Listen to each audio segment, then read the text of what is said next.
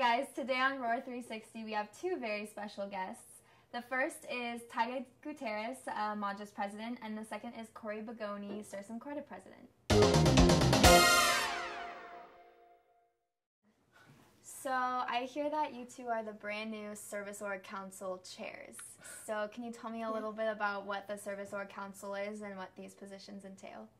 Yeah, so I guess the Service Org Council that comprises all the presidents for all the 9 different service organizations. So we meet up every Tuesday to talk about presidential things and whatnot. So I don't know. And then we're the co-chairs of it. So we kind of plan the meetings or have the outline set up for things and meet up with TK every week.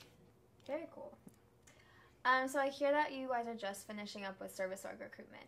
So I'm wondering, how did it go? Tell me a little bit about it. Well, it was really exciting. It was definitely, I don't know, I think it's an awesome time just because it's really the future of your orgs. You know, having to meet people, having to kind of, you know, you never really know, like, who's going to apply, but at the same time, you kind of have that control of, you know, where your org is going to go and what the future of it is. Yeah, I love recruitment. Recruitment is my favorite time of the year. Everyone's so excited. People in Sursum, I'm sure all the orgs, are just so excited. And then the recruits are just want to get to know more about your org. And really, yeah, like Taiga was saying, the future of your org. So basically, you can reshape everything and just so much more energy. So that's really cool. What was your favorite part this year about recruitment?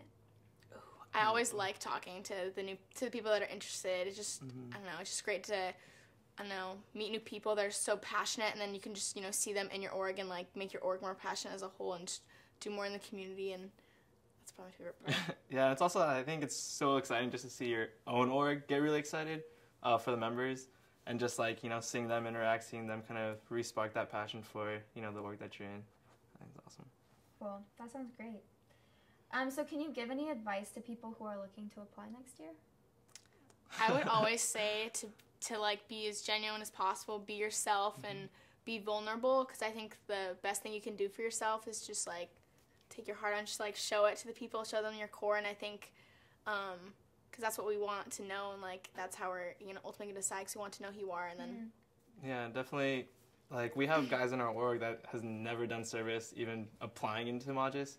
So definitely don't feel like you have to be, like, one type of person. Like, just show us, like, who you really are. And, you know, ultimately, like, you want us to like who you really are, not just the person that you're trying to be. So. Absolutely. Yeah. Very cool. So can you guys tell me what is maybe one of the most outrageous experiences you've had in your service orgs? We had an MLK Day, like, service a few weeks ago. Where all the service orgs kind of came to Horseman Middle School to paint it and beautification, so a bunch of just different types of murals and sometimes painting each other. Kind of got, you know, a little fun into that, but it's always, like, really fun, I think. Yeah, for sure. I guess something that Sursum does, we have kind of more of a social event called Survivor, and so usually we, like, start at, like, 7 or 8 in the night, and we just go till really early in the morning doing crazy things. Last year, ours was 90s theme, so there's one challenge of people were, like, chugging SpaghettiOs, which is awesome. I mean, just a lot of other fun stuff. We have a good time, everything we do, so. That sounds like a ton of fun. So if you could sum up the service org community in an animal, what would that animal be? You had a good answer for that earlier, yeah. All right, so hear me out. It's kind of long. But so coyotes, kind of has to do with ecology, but so there's the coyotes, and then they eat feral cats. Feral cats eat birds, and birds eat insects. So with, like, coyotes and them feeding on the feral cats population goes down, bird population goes up, insect population goes down, which means we have to use less insecticides and less pesticides. The more things can be naturally grown.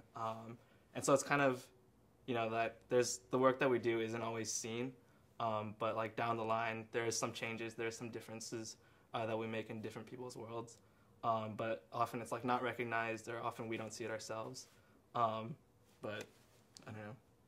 So coyotes. Yeah. I agree. Well All right. You put some thought into that one. All right, well, thank you guys. It was great having you. And stay tuned next week for another segment.